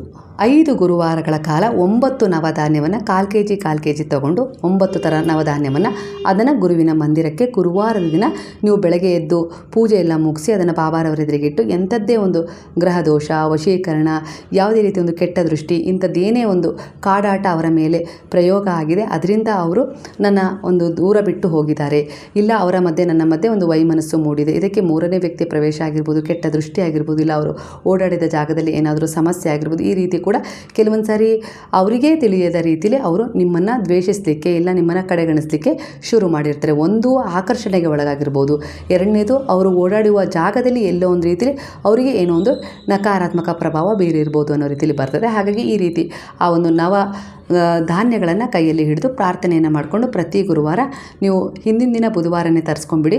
ಗುರುವಾರ ಬೆಳಗ್ಗೆ ನೀವು ಪೂಜೆ ಎಲ್ಲ ಮುಗಿಸ್ಕೊಂಡು ಅದನ್ನು ನವಧಾನ್ಯನ ಬಾಬಾರವರ ಎದುರಿಗೆ ಒಂದು 9 ಗಂಟುಗಳಲ್ಲಿ ಕಟ್ಬಿಡಿ. 9 ಗಂಟುಗಳಲ್ಲಿ ಕಟ್ಟಬೇಕು ಅಂದರೆ, ಹಾಗಾಗಿ ಒಂದು ವೈಟ್ ಬಟ್ಟೆ ತೊಗೊಳ್ಳಿ, ಒಂದು ಕಾಟನ್ ಬಟ್ಟೆ ತೊಗೊಂಡು ಅದನ್ನು ಅರಿಶಿನ ಪುಡಿ ಒಂದು ಕಲಸಿ ಅಂದರೆ ನೀರು ಮಾಡಿ ಅದರಲ್ಲಿ ಆ ಬಟ್ಟೆಯನ್ನು ಹತ್ತಿ 9 ಭಾಗಗಳನ್ನಾಗಿ ಕಟ್ ಮಾಡ್ಕೊಳ್ಳಿ. ಅದನ್ನು ಒಣಗಿಸ್ಕೊಂಬಿಡಿ ಬುಧವಾರ. ನಂತರ ಅದರಲ್ಲಿ ಕಾಲು ಕೆ ಜಿ ಹಿಡಿಯೋಷ್ಟು 9 ಥರದ ನವಧಾನ್ಯಗಳನ್ನು ಹಾಕಿ ಬೇರೆ ಬೇರೆಯಾಗಿ ಕಟ್ಟಿ ಅದನ್ನು ಗುರುವಾರದ ದಿನ ಬಾಬಾರವರ ಪಾದಗಳಲ್ಲಿಟ್ಟು ನೀವು ಪೂಜೆ ಮಾಡಿಕೊಂಡು ನಿಮ್ಮ ಮನಸ್ಸಿನ ಇಚ್ಛೆ ವೇದನೆ ಏನಿದೆಯೋ ಅದೆಲ್ಲವೂ ಪರಿಹಾರ ಆಗಬೇಕು. ಅವರು ನನ್ನ ಬಳಿ ಮರಳಿ ಬಂದೇ ಬರ್ತಾರೆ ಅನ್ನೋ ರೀತಿಯಲ್ಲಿ ವಾಸ್ತವವಾಗಿ ಪ್ರೆಸೆಂಟ್ ಎನರ್ಜಿಯಲ್ಲಿ ಹೇಳಿಕೊಂಡು ಗುರುವಿಗೆ ಆ ವಿಚಾರವನ್ನು ಸಮರ್ಪಣೆ ಮಾಡಿ, ಗ್ರಹಗಳ ಏನೇ ದೋಷ ಇದ್ದರೂ ಕೂಡ ಆ ಕಾಡಾಟಗಳೆಲ್ಲವೂ ದೂರವಾಗಲಿ ಅಂತೇಳಿ ಪ್ರಾರ್ಥನೆ ಮಾಡಿಕೊಂಡು ಭಗವಂತನಲ್ಲಿ ನನ್ನಿಂದ ಎಷ್ಟಾಗುತ್ತೋ ಅಷ್ಟು ಒಳ್ಳೆಯ ಕರ್ಮಗಳನ್ನು ನಾನು ಮಾಡ್ತಾ ಹೋಗ್ತೀನಿ. ನನ್ನ ಕುಟುಂಬವನ್ನು, ನನ್ನ ಜೀವನವನ್ನು, ಭವಿಷ್ಯವನ್ನು ಗುರುವಾರದ ಸಂಜೆ ಒಳಗೆ ಆ ಧಾನ್ಯವನ್ನು ಬಾಬಾರವರ ಮಂದಿರಕ್ಕೆ ದಾನವಾಗಿ ಕೊಡಬೇಕು. ಬಾಬಾರವರ ಮಂದಿರ ಇಲ್ಲ ಅಂದ್ರೆ ಗುರುವಾರ ಶುಕ್ರವಾರ ಅದನ್ನು ಅಲ್ಲೇ ಇಟ್ಟು 2 ದಿನ ಪೂಜೆ ಮಾಡಿ ಅದನ್ನು ಶನಿವಾರದ ದಿನ ಊರಲ್ಲಿ ಆಂಜನೇಯ ಸ್ವಾಮಿ ದೇವಸ್ಥಾನಕ್ಕೆ ಕೊಟ್ಟು ಬನ್ನಿ. ಯಾಕಂದ್ರೆ ಪ್ರತಿ ಊರಲ್ಲೂ ಆಂಜನೇಯ ಸ್ವಾಮಿ ದೇವಸ್ಥಾನ ಇದ್ದೇ ಇರುತ್ತೆ ಅಲ್ವಾ. ಹಾಗಾಗಿ ಶನಿವಾರಲ್ಲೂ ಕೂಡ ಬಾಬಾರವರ ಮಂದಿರದ ಎದುರಿಗೆ ಒಂದು ಆಂಜನೇಯ ಸ್ವಾಮಿ ದೇವಸ್ಥಾನ ಇದೆ. ಮೊದಲು ಬಾಬಾರವರು ಇದ್ದಾಗ ಅಲ್ಲೂ ಕೂಡ ಅದೇ ರೀತಿ ಭಜನೆ ಏನೆಲ್ಲ ಇಲ್ಲಿ ನಡೆಯುತ್ತೋ ಅದೆಲ್ಲ ನಡೆಯುತ್ತಿತ್ತು. ಈಗಲೂ ಕೂಡ ಅದೇ ರೀತಿ ಅಲ್ಲಿ ಒಂದು ಆಂಜನೇಯ ಸ್ವಾಮಿ ದೇವಸ್ಥಾನದಲ್ಲಿ ಒಂದು ಸೇವೆ ಬಾಬಾರವರ ಒಂದು ಇದರಲ್ಲಿ ಹೇಗೆ ನಡೆಯುತ್ತೋ ಹಾಗೆ ನಡೆಯುತ್ತೆ ಸ್ನೇಹಿತರೆ. ಹಾಗಾಗಿ ಅಲ್ಲಿಗೂ ಕೂಡ ನೀವು ಕೊಡ್ಬೋದು ಅನ್ನೋ ರೀತಿಯಲ್ಲಿ ಬರ್ತಾ ಇದೆ. ಅಂದರೆ ಇದು ಕರ್ಮ ಹೇಳ್ತಾ ಇದೆ. ಇಲ್ಲೊಂದು ಪರಿಹಾರವೂ ಕೂಡ ನಿಮಗೆ ಸಿಗ್ತದೆ. ಪರ್ಸನಲ್ ರೀಡಿಂಗ್ ತೊಗೊಂಡಾಗ ಈ ರೀತಿಯಾಗಿ ಕೆಲವು ಪರಿಹಾರಗಳನ್ನು ನಾವು ತಿಳಿಸ್ತೀವಲ್ವ, ಅದನ್ನು ನಾನಿಲ್ಲಿ ಜನರಲ್ ರೀಡಿಂಗಲ್ಲೇ ತಿಳಿಸ್ತಾ ಇದ್ದೀನಿ. ನಿಮಗೆ ಯಾರಿಗೆಲ್ಲ ಈ ವಿಚಾರ ಅಂದರೆ ಕನೆಕ್ಟ್ ಆಗುತ್ತೋ ನಾನು ಮಾಡೋಣ, ನಮ್ಮ ಮಧ್ಯೆ ಇರುವ ಒಂದು ವೈಮನಸ್ಸು ದೂರವಾಗತ್ತೆ, ಭಿನ್ನಾಭಿಪ್ರಾಯಗಳು ದೂರವಾಗ್ತವೆ, ಅವರು ಅಂದರೆ ನಿಮ್ಗೆ ಇಷ್ಟಪಟ್ಟವ್ರು ಯಾರು ದೂರ ಹೋಗಿದ್ದಾರೆ, ಅದು ಮಗ ಆಗಿರ್ಬೋದು, ಮಗಳಾಗಿರ್ಬೋದು, ಇಲ್ಲ ಯಾವುದೋ ರೀತಿ ನಿಮ್ಮ ಪ್ರೀತಿಯ ಸಂಬಂಧ, ವೈಯಕ್ತಿಕ ಸಂಬಂಧ ಯಾವುದೇ ದೂರ ಹೋಗಿರಲಿ ಅದು ಆದಷ್ಟು ಬೇಗನೆ ಬರುತ್ತೆ. ಹಾಗಾಗಿ ಈ ರೀತಿ 9 ಧಾನ್ಯಗಳನ್ನು ನೀವು ಈ ರೀತಿ ಪೂಜೆ ಮಾಡಿ ಈ ಮಂತ್ರವನ್ನು ಜಪಿಸಿ ಅದನ್ನು ದಾನದ ರೂಪದಲ್ಲಿ ಕೊಟ್ಬಿಡಿ. ಪ್ರತಿಯೊಂದು ಗಂಟಲ್ಲೂ ನೀವು ನವಧಾನ್ಯಗಳನ್ನು ಹಾಕಿದಾಗ ಅದರಲ್ಲಿ 2 ರೂಪಾಯಿ ನಾಣ್ಯವನ್ನು ಹಾಕಿ ಕಟ್ಟಿ ನಂತರ ಬಾಬಾರವರ ಎದುರಿಗಿಟ್ಟು ಪೂಜಿಸಿ ಸಂಕಲ್ಪ ಮಾಡಿ ನಿಮ್ಮ ಕೈಯಲ್ಲಿ ಪ್ರತಿಯೊಂದು ಗಂಟನ್ನು ಹಿಡಿದು ಅದು ಯಾವುದೇ ರೀತಿ ನಿಮ್ಮ ಪ್ರಾರ್ಥನೆ ನಿಮ್ಮ ಮತ್ತು ಆ ಭಗವಂತನ ಸಂಪರ್ಕ ಹೇಗಿರುತ್ತಲ್ಲ ಆ ರೀತಿ ಹೇಳಿಕೊಂಡು, ಅಂದರೆ ದುಃಖದಲ್ಲಿ ಹೇಳ್ಕೋಬಾರ್ದು, ಒಂದು ಮೆಸೇಜ್ ಯಾವ ರೀತಿ ಇರಬೇಕು ಅಂದರೆ ನಾನು ನನ್ನ ಗಂಡ ತುಂಬ ಚೆನ್ನಾಗಿದ್ದೀವಿ, ಪ್ರೀತಿಯಿಂದ ಇದ್ದೀವಿ, ಅದರ ಮಧ್ಯೆ ಯಾವ ಶಕ್ತಿನೂ ದುಷ್ಟಶಕ್ತಿ ಯಾವುದೂ ಬಂದಿಲ್ಲ, ಎಲ್ಲ ರೀತಿಯೂ ನಿಮ್ಮ ಅನುಗ್ರಹ ಆಶೀರ್ವಾದದಿಂದ ನಮ್ಮ ಸಂಬಂಧ ಸುರಕ್ಷಿತವಾಗಿದೆ ಅನ್ನೋ ರೀತಿಯಲ್ಲಿ ಹೇಳ್ಕೊಳ್ಬೇಕು. ಪ್ರೆಸೆಂಟ್ ಟೆನ್ಸಲ್ಲಿ ಹೇಳ್ಕೊಳ್ಬೇಕು. ಅದಕ್ಕೋಸ್ಕರ ನಾವು ನಿಮಗೆ ಧನ್ಯವಾದಗಳನ್ನು ಅರ್ಪಿಸ್ತಾ ಇದ್ದೀನಿ ಅನ್ನೋ ರೀತಿಯಲ್ಲಿ ನೀವು ಪ್ರೆಸೆಂಟ್ ಟೆನ್ಸ್ ಎನರ್ಜಿಯಲ್ಲೇ ಈ ಒಂದು ಮ್ಯಾನಿಫೆಸ್ಟ್ ಮಾಡಿ ಅದನ್ನು ದಾನವಾಗಿ ಕೊಡಬೇಕಾಗುತ್ತೆ. ಈ ರೀತಿಯಾಗಿ ಮಾಡ್ಕೊಳ್ಳಿ. ನಾನು ಇದನ್ನು ಯಾವಾಗಲೂ ವೈಯಕ್ತಿಕ ರೀಡಿಂಗಲ್ಲೇ ಹೇಳೋದು, ಆದರೆ ನಿಮ್ಗೆ ಇಲ್ಲಿ ಜನರಲ್ ರೀಡಿಂಗಾಗಿ ಹೇಳ್ತಾ ಇದ್ದೀನಿ. ಯಾಕಂದರೆ ಇದು ಸುಮಾರು ಜನರ ಪ್ರಶ್ನೆ ಆಗಿದೆ ವೈಯಕ್ತಿಕ ಜೀವನದ ಒಂದು ವಿಚಾರದಲ್ಲಿ. ಹಾಗಾಗಿ ಇದೇ ಎನರ್ಜಿಯಲ್ಲಿ ಬಂದಿರೋದ್ರಿಂದ ಈ ಒಂದು ವಿಚಾರವನ್ನು ನಿಮಗೆ ತಿಳಿಸ್ತಿದ್ದೇನೆ. ಕೆಲವರ ಎನರ್ಜಿ ಪ್ರಕಾರ ಹಣದ ಸಮಸ್ಯೆ ಇದೆ, ಕೊರತೆ, ಆರ್ಥಿಕ ಒತ್ತಡ, ಮನಸ್ಸಿನಲ್ಲಿ ತುಂಬ ಭಯ ಇದೆ, ನಿದ್ರೆ ಇಲ್ಲ, ಓವರ್ ಥಿಂಕಿಂಗ್, ನಾನು ಒಬ್ಬಳೇ, ಇಲ್ಲ ನಾನು ಒಬ್ಬನೇ, ಈ ಸಮಸ್ಯೆ ಹೇಗೆ ಎದುರಿಸ್ತೀನಿ ಅನ್ನೋ ಫೀಲಿಂಗ್ ಕೂಡ ಕಾಡ್ತಾ ಇದೆ. ಆದರೆ ಇದು ಶಾಶ್ವತ ಸ್ಥಿತಿಯಲ್ಲ, ಇದು ಒಂದು ಟೆಂಪ್ರವರಿ ಒಂದು ಅಶಾಂತಿ ಅನ್ನೋ ರೀತಿಲಿ ಬರ್ತದೆ, ಸ್ಥಿರವಾಗಿಲ್ಲ ಇದು. ಆದರೆ ನೀವು ಎಲ್ಲೋ ಒಂದು ರೀತಿಲಿ ಭಯ ಬೀಳ್ತಾ ಇದ್ದೀರಾ, ಗುರುವಿನ ಶರಣದಲ್ಲಿದ್ದೀರಾ. ಗುರುವು ನಿಮ್ಮ ಬಗ್ಗೆ ಒಂದು ಯೋಜನೆಯನ್ನು ಇಟ್ಟಿದ್ದಾರೆ, ಮಾಡ್ತಾ ಇದ್ದಾರೆ, ಸಿದ್ಧಗೊಳಿಸ್ತಾ ಇದ್ದಾರೆ. ಒಟ್ಟಾರೆಯಾಗಿ ಅವರಲ್ಲಿ ನೀವು ದೃಢ ವಿಶ್ವಾಸದಿಂದ ಇದ್ದೀರಾ ಅಂದರೆ ಆ ವಿಶ್ವಾಸವನ್ನು ಜಾರಿಗಿಡಿ. ಅದು ಬಿಟ್ಟು ಸಂಶಯಾತ್ಮಕವಾಗಿ ಆ ವಿಚಾರವನ್ನು ಅಂದರೆ ಆ ವಿಶ್ವಾಸವನ್ನು ನೀವು ಕಡೆಗಣಿಸೋದು ಬೇಡ, ದುರ್ಬಲತೆಗೆ ಜಾರಿಸೋದು ಬೇಡ. ಅಂದರೆ ನಿಮ್ಮ ಮೇಲೆ ನಿಮಗೆ ವಿಶ್ವಾಸವಿಲ್ಲದಿದ್ದಾಗ ನಿಮ್ಮ ಪ್ರಾರ್ಥನೆಯ ಮೇಲೂ ನಿಮಗೆ ವಿಶ್ವಾಸ ಇಲ್ದಂಗೆ ಆಗುತ್ತೆ. ಪ್ರಾರ್ಥನೆಯ ಮೇಲೆ ವಿಶ್ವಾಸ ಇಲ್ಲ ಅಂದ ಮೇಲೆ ಆ ಪ್ರಾರ್ಥನೆ ಎಂಬ ಅರ್ಜಿ ಹೋಗಿ ಗುರುವಿಗೆ ಸಲ್ಲೋದಿಲ್ಲ. ಮಧ್ಯ ಬ್ಲಾಕೇಜಲ್ಲಿ ಅದು ಬ್ಲಾಕ್ ಆಗಿಬಿಡುತ್ತೆ. ಹಾಗಾಗಿ ಕೆಲವೊಂದು ಸಾರಿ ನಿಮಗೆ ಎಲ್ಲ ರೀತಿಯಲ್ಲೂ ಭಕ್ತಿ ಮಾಡ್ತಾ ಇದ್ದೀರಾ, ಶ್ರದ್ಧೆ ಇದೆ, ಒಳ್ಳೆತನವೂ ಇದೆ, ಒಳ್ಳೆಯ ರೀತಿಯಲ್ಲಿ ಯೋಚಿಸ್ತಾ ಇದ್ದಾರೆ. ಆದರೆ ಈಗಿನ ಒಂದು ಮನಸ್ಥಿತಿ ನಿಮ್ಮನ್ನು ಎಲ್ಲೋ ಒಂದು ರೀತಿಯಲ್ಲಿ ದುರ್ಬಲತೆಗೆ ಜಾರಿಸಿ ಈ ರೀತಿ ನೆಗೆಟಿವ್ ಯೋಜನೆಗಳನ್ನು ಮಾಡ್ತಾಯಿದ್ದೀರಾ. ನಿಮ್ಮ ಬಗ್ಗೆ ಹಾಗೆ ನಿಮ್ಮ ಪ್ರಾರ್ಥನೆಯ ಬಗ್ಗೆ ಸಂಶಯ ಮೂಡ್ತಾ ಇದೆ. ಅಂದರೆ ಆ ದೈವಶಕ್ತಿಯ ಬಗ್ಗೆನೇ ನಿಮಗೆ ಸಂಶಯ ಮೂಡ್ತಾ ಇದೆ. ನೀವಿದ್ದಿರೆ ನನಗೆ ಹೀಗಾಗ್ತಿತ್ತಾ ಅನ್ನೋ ರೀತಿಯಲ್ಲಿ ನೀವು ಅವರನ್ನು ಪ್ರಶ್ನೆ ಕೇಳ್ತಾ ಇದ್ದೀರಾ. ಅಂದರೆ ಅವ್ರು ಎಲ್ಲೂ ಹೋಗಿಲ್ಲ, ಅವ್ರು ಇದ್ದಾರೆ. ಆದರೆ ನಿಮ್ಮ ಕರ್ಮವನ್ನು ನೀವು ಕಳ್ಕೊಳ್ಳೇಬೇಕು, ಅದಕ್ಕೆ ಸಹಾಯ ಮಾಡ್ತಾ ಇದ್ದಾರೆ ಮರೆಯಾಗಿ. ಅದನ್ನು ನೀವು ಗುರುತಿಸ್ಬೇಕು. ಖಂಡಿತ ಆ ಭಗವಂತ, ಆ ಗುರುವು ನನ್ನ ಜೊತೆಗಿದ್ದಾರೆ, ನನ್ನ ಕರ್ಮವನ್ನು ಕಳ್ಕೊಳ್ಳೋಕ್ಕೆ ನನಗೆ ಸಹಾಯ ಮಾಡ್ತಾ ಇದ್ದಾರೆ ಅನ್ನೋ ರೀತಿಯಲ್ಲಿ ನೀವು ಯಾವಾಗ ನಂಬಿಕೆ ಇಡ್ತೀರೋ ಅದೇ ರೀತಿ ಅವರ ಸಹಾಯ ನಿಮ್ಮ ಪ್ರತಿ ಒಂದು ವಿಚಾರದಲ್ಲೂ ನಿಮಗೆ ಹಂತ ಹಂತವಾಗಿ ಸಿಗ್ತಾ ಹೋಗುತ್ತೆ ಅನ್ನೋ ರೀತಿಯಲ್ಲಿ ಬಾಬಾ ಹೇಳ್ತಿದ್ದಾರೆ. ಜಗಳಗಳು ಕೆಲವೊಂದು ಬರ್ತಾನೆ ಇದ್ದಾವೆ ನಿಮ್ಮ ಮನೆಯಲ್ಲಿ, ಅರ್ಥ ಮಾಡಿಕೊಳ್ತಾ ಇಲ್ಲ. ಆದರೆ ಇದರಿಂದ ನಿಮಗೆ ತುಂಬ ನೋವು ಆಗ್ತದೆ. ಅಂದರೆ ನಿಮ್ಮ ಗಂಡನಿಂದ ಕಠಿಣ ಮಾತುಗಳು ಅಥವಾ ದೂರವಾಗಿರುವ ವರ್ತನೆ ನಿಮಗೆ ಎಲ್ಲೋ ಒಂದು ರೀತಿಯಲ್ಲಿ ಈ ಸಮಯದಲ್ಲಿ ತುಂಬ ನೋವು ಕೊಟ್ಟಿದೆ ಅನ್ನೋ ರೀತಿಯಲ್ಲಿ ಬರ್ತದೆ. ಇದರಲ್ಲೂ ಕೂಡ ಈಗೋ ಕ್ಲಾಶ್ ಇದೆ ಅವರದ್ದು ಅನ್ನೋ ರೀತಿಯಲ್ಲಿ. ಅಂದರೆ ನಿಮ್ಮ ಗಂಡನಲ್ಲಿ ಸ್ವಲ್ಪ ಅಹಂಕಾರ ಇದೆ ಅನ್ನೋ ರೀತಿಯಲ್ಲಿ ಬರ್ತಾ ಇದೆ. ಇಲ್ಲ ಅವರು ಯಾವುದೋ ಒಂದು ಮೋಹಕ್ಕೆ ಇಲ್ಲಿ ಸಿಕ್ಕಾಕೊಂಡಿದ್ದಾರೆ ಅನ್ನೋ ರೀತಿಯಲ್ಲೂ ಕೂಡ ಬರ್ತಾ ಇದೆ. ಈ ರೀತಿಯಾಗಿ ಅವರ ಅಹಂಕಾರವನ್ನು ನಿಮ್ಮ ಮೇಲೆ ಈಗ ತೋರಿಸ್ತಾ ಇದ್ದಾರೆ. ಇಲ್ಲಿ ಸಮಸ್ಯೆ ಹಾಗೆ ಇಲ್ಲಿ ಯಾರು ತಪ್ಪು ಅನ್ನೋದನ್ನು ಅಂದರೆ ಯೋಚಿಸೋ ಅವಶ್ಯಕತೆಗಿಂತ ಹೆಚ್ಚಾಗಿ ಇಬ್ಬರ ಮಧ್ಯೆ ಇರುವ ಕಮ್ಯುನಿಕೇಷನ್ ಬ್ರೇಕ್ ಆಗಿದೆ. ಅದನ್ನು ಬ್ರೇಕ್ ಮಾಡಿದ್ದು ಯಾವ ಎನರ್ಜಿ, ಅದು ಒಂದು ಹೆಣ್ಣಾಗಿರ್ಬೋದು ಗಂಡಾಗಿರ್ಬೋದು, ಈ ರೀತಿಯ ಒಂದು ಎನರ್ಜಿಯೇ ಬರ್ತಾ ಇದೆ. ಅವರ ಮಧ್ಯಪ್ರವೇಶದಿಂದ ಈ ರೀತಿ ನಿಮ್ಮಲ್ಲಿ ಒಂದು ಮನಸ್ಥಿತಿ ಇಬ್ಬರಲ್ಲೂ ಉಂಟಾಗಿದೆ. ಇದರಿಂದ ಹೊರಗೆ ಬರೋಕ್ಕೆ ಸಾಧ್ಯ ಅಂದರೆ ಖಂಡಿತ ಸಾಧ್ಯ.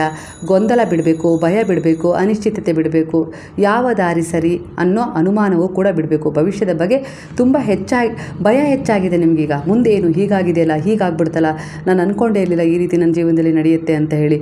ಈಗ ಹೀಗಾಗಿದೆ ಅಂದರೆ ಭವಿಷ್ಯ ಹೇಗೆ ಅನ್ನೋ ರೀತಿಯಲ್ಲಿ ನೀವು ಯೋಚಿಸ್ತಾ ಇದ್ದೀರಾ. ಆದರೆ ಇಲ್ಲಿ ಭವಿಷ್ಯ ಮುಂದುವರಿಯುತ್ತೆ ತಾನಾಗಿ ಅವರದ್ದೇ ರೀತಿಯಲ್ಲಿ. ನಿಮ್ಮ ಗಂಡ ಆಗಿರ್ಬೋದು, ಮಕ್ಕಳಾಗಿರ್ಬೋದು, ಇನ್ಯಾವುದೇ ರೀತಿ ಒಂದು ಎನರ್ಜಿ ಅವರು ಮುಂದೆ ಹೋಗ್ತಾರೆ. ಆದರೆ ನೀವು ಮಾತ್ರ ಅಲ್ಲಿರ್ತೀರ. ಯಾಕಂದರೆ ಭಯದ ಕೊರತೆ ನಿಮಗೆ ಹೆಚ್ಚಾಗಿದೆ, ದುರ್ಬಲತೆಗೆ ನೀವು ಜಾರಿದ್ದೀರಾ. ಹಾಗಾಗಿ ನೀವು ಅಲ್ಲೇ ಇರ್ತೀರ. ಅದನ್ನು ಎದುರಿಸಿ ನೀವು ಸಂಭಾಳಿಸ್ತಾ ಬುದ್ಧಿವಂತಿಕೆಯಿಂದ ಕೆಲವೊಂದು ವಿಚಾರಗಳನ್ನು ಹ್ಯಾಂಡಲ್ ಮಾಡ್ತಾ ನೀವು ನಿಮ್ಮದೇ ಆದ ರೀತಿಯಲ್ಲಿ ನೀವು ಧೈರ್ಯವಾಗಿ ಆತ್ಮವಿಶ್ವಾಸದಿಂದ ಮುಂದೆ ಹೋಗಬೇಕು. ಆ ಪರಿಸ್ಥಿತಿ ತನ್ನಿಂದ ತಾನೇ ಸಂಭಾಳಿಸುತ್ತೆ. ಅಲ್ಲಿಯವರೆಗೂ ನೀವು ಕಾಯಲೇಬೇಕು. ಅಲ್ಲಿಯವರೆಗೂ ಗುರುವಿನ ಒಂದು ಧ್ಯಾನ ಮಾಡ್ತಾ ಹೋಗಿ. ಅಂದರೆ ನಿಮಗೋಸ್ಕರ ನೀವು ಸ್ವಲ್ಪ ಟೈಮ್ ಕೊಡ್ಕೊಳ್ತಾ ಬರ್ರಿ. ಅದು ಬಿಟ್ಟು ನೀವು ಕೆಲಸ ಎಲ್ಲ ಮಾಡ್ತೀರಾ, ಕೆಲಸ ಮಾಡ್ತಾನೆ ಅವ್ರ ಬಗ್ಗೆ ಯೋಚಿಸ್ತಾ ಇದ್ದಾರೆ, ಹೀಗಾಗ್ಬಿಡ್ತಲ್ಲ, ಹೇಗೆ ಅಂತೇಳಿ. ಕೆಲಸ ಮಾಡೋದು ತಪ್ಪಿಲ್ಲ, ಬೇರೆ ಅವ್ರ ಸೇವೆ ಮಾಡೋದು ತಪ್ತಾ ಇಲ್ಲ, ಅವ್ರ ಜೊತೆಗಿರೋದು ಅನಿವಾರ್ಯವಾಗಿದೆ. ಅದ್ರ ಮಧ್ಯೆ ನಿಮ್ಮನ್ನು ನೀವು ಕಳ್ಕೊಂಡ್ಬಿಟ್ಟಿದ್ದೀರಾ, ನಿಮ್ಮನ್ನು ನೀವು ಹುಡುಕಬೇಕು ಅನ್ನೋದನ್ನೇ ಮರ್ತು ಬಿಟ್ಟಿದ್ದೀರಾ. ಪದೇ ಆ ವಿಚಾರದ ಬಗ್ಗೆ ಯೋಚಿಸ್ತಾ ಇದ್ರೆ ಏನು ಮಾಡೋದು ಗೊತ್ತಾಗ್ತಾ ಇಲ್ಲ. ಕೆಲಸನೂ ಮಾಡಬೇಕು, ಯೋಚಿಸ್ಬೇಕು, ದೇಹನೂ ದಣಿತಾ ಇದೆ, ಮನಸ್ಸು ದಣಿತಾ ಇದೆ. ಇದರಿಂದ ಏನಾಗುತ್ತೆ, ನೀವು ಖಿನ್ನತೆಗೆ ಜಾರಿದರೆ ಬೇರೆಯವರಿಗೆ ಲಾಭ ತಾನೇ ಹೆಚ್ಚಾಗೋದು. ನೀವು ಆ ಸಂಬಂಧವನ್ನು ಸಂಭಾಳಿಸ್ಬೇಕು ಅಂತ ಇದ್ದೀರೋ, ಇಲ್ಲ ಸಂಬಂಧವನ್ನು ಕಳ್ಕೊಳ್ಬೇಕು ಅಂತ ಇದ್ದೀರೋ, ನಿಮ್ಮದೇ ಆದ ಒಂದು ಪೆದ್ದುತನದಿಂದ. ಹಾಗಾಗಿ ಇಲ್ಲಿ ನೀವು ಕೂಡ ನಿಮ್ಮೊಳಗೆ ಸ್ಟ್ರಾಂಗ್ ಆಗಿರಬೇಕು. ಹಾಗಂತ ಜಗಳ ಮಾಡಿ ಕೂಗಾಡಿ ಇಲ್ಲಿ ಅಕ್ಕಪಕ್ಕ ಯಾರ್ದೋ ಎದುರಿಗೆ ಇಲ್ಲ ಯಾರನ್ನೋ ಕೂಡಿಸಿ ಆ ಸಂಬಂಧವನ್ನು ಸರಿಪಡಿಸೋಕೆ ಹೋದರೆ ಅದು ಇನ್ನೂ ಅದರಲ್ಲಿ ಹೆಚ್ಚು ಬಿರುಕು ಮೂಡುತ್ತೆ. ಇಲ್ಲ ಅಂತಾರೆ. ಆದರೆ ಆ ಪರಿಸ್ಥಿತಿಯನ್ನು ಸ್ವಲ್ಪ ಮಟ್ಟಿಗೆ ನೀವು ಹ್ಯಾಂಡಲ್ ಮಾಡಿ ಬುದ್ಧಿವಂತಿಕೆಯಿಂದ ಕಾರ್ಯನಿರ್ವಹಿಸಿ. ಯಾಕಂದರೆ ಇಲ್ಲಿ ನಿಮಗೂ ಕೂಡ ನಿಮ್ಮದೇ ಆದ ಆತ್ಮವಿಶ್ವಾಸದ ಬುದ್ಧಿವಂತಿಕೆ ಇದೆ. ಇಂಥ ಸಮಸ್ಯೆಗಳು ಎದುರಾಗೋದು ಹಿಂದಿನ ಜನ್ಮದ ಕರ್ಮಗಳ ಮೂಲಕ ಅನ್ನೋ ರೀತಿಯಲ್ಲಿ ಬರ್ತದೆ. ಹಾಗಾಗಿ ಇಲ್ಲಾಂದರೆ ಅದು ಹೊಸ ಕರ್ಮದ ಸೃಷ್ಟಿ ಆಗಿರ್ಬೋದು. ಕೆಲವೊಂದು ಸಾರಿ ನೀವು ನಂಬಿದ ಗುರುವಲ್ಲಿ ಯಾವ ರೀತಿ ಆ ವಿಚಾರವನ್ನು ಇಡ್ತೀರೋ ಖಂಡಿತ ಪರಿಹಾರ ಅಂತೂ ಸಿಗುತ್ತೆ. ಇಲ್ಲಿ ನೀವು ಮನುಷ್ಯರನ್ನು ನಂಬೋದಕ್ಕಿಂತ ಭಗವಂತನನ್ನು ನಂಬಿ ನೀವು ಆತ್ಮವಿಶ್ವಾಸದಿಂದ ಮುಂದೆ ಹೋಗಬೇಕು, ಮ್ಯಾನಿಫೆಸ್ಟ್ ಮಾಡಬೇಕು, ಒಳ್ಳೆಯ ಪ್ರಾರ್ಥನೆ ಇರಬೇಕು. ಅವ್ರ ಬಗ್ಗೆ ಒಂದು ಒಳ್ಳೆಯ ಯೋಜನೆ ನೀವು ಮಾಡ್ತಾ ಹೋದಷ್ಟು ಅವರಲ್ಲಿ ನೀವು ಕಳಿಸ್ತಾ ಇರೋದವ್ರಿಗೇನೋ ಒಂದು ಒಳ್ಳೆಯದನ್ನೇ ಕಳಿಸ್ತಾ ಇದ್ದರೆ ಅದೊಂದು ರೀತಿಯಲ್ಲಿ ಅದರಲ್ಲಿ ಇರುವ ಒಂದು ನಕಾರಾತ್ಮಕ ಯಾರು ಯಾವುದೇ ರೀತಿ ಒಂದು ಪ್ರಭಾವ ಬೀರಿದ್ರು ಕೂಡ ಆ ನಕಾರಾತ್ಮಕತೆ ಕಡಿಮೆ ಆಗ್ತಾ ಆಗ್ತಾ ಆಗ್ತಾ ಅವರು ಅನಿಶ್ಚಿತತೆ ಕಡೆ ಹೋಗೋದ್ರ ಬದಲು ನಿಶ್ಚಿತತೆ ಕಡೆ ಬರೋಕ್ಕೆ ಶುರು ಮಾಡ್ತಾರೆ. ಅಂದರೆ ನಿಮ್ಮ ಕಡೆ ವಾಲಕ್ಕೆ ಶುರು ಮಾಡ್ತಾರೆ. ಅಲ್ಲಿವರೆಗೂ ಸ್ವಲ್ಪ ನೀವು ಕಾಯಲೇಬೇಕು. ಅದು ಬಿಟ್ಟು ಈಗಲೇ ಗೊಂದಲ ಸಮಸ್ಯೆ ಏನೇನೋ ಮಾಡಿಕೊಂಡು ನೀವು ಅದರಿಂದ ಹೊರಗೆ ಬರಬೇಕು ಅಂದರೆ ಅದು ಬೇರೆ ಮಾತಾಗುತ್ತೆ. ಅವರೇ ಬೇಕು ಅಂದಾಗ ಆ ಸಂಬಂಧವನ್ನು ಸರಿಪಡಿಸ್ಕೊಳ್ಬೇಕು ಅಂದಾಗ ಈ ರೀತಿ ನೀವು ಸ್ವಲ್ಪ ಸಂಯಮದಿಂದ ವರ್ತಿಸಲೇಬೇಕು. ಅಂದರೆ ನಿಮ್ಮನ್ನು ಸ್ಟ್ರಾಂಗ್ ಆಗಿ ಇಟ್ಕೊಳ್ಬೇಕು. ನಿಮ್ಮ ಹಾವ ಭಾವ ನಡೆ ನುಡಿ ಎಲ್ಲವೂ ಬಹಳ ಕಠಿಣತೆಯಿಂದ ಕೂಡಿರಬೇಕಾಗತ್ತೆ. ಅರ್ಥ ಆಯಿತು ಅಂತ ಹೇಳಿ ಅಂದ್ಕೊಳ್ತೀನಿ.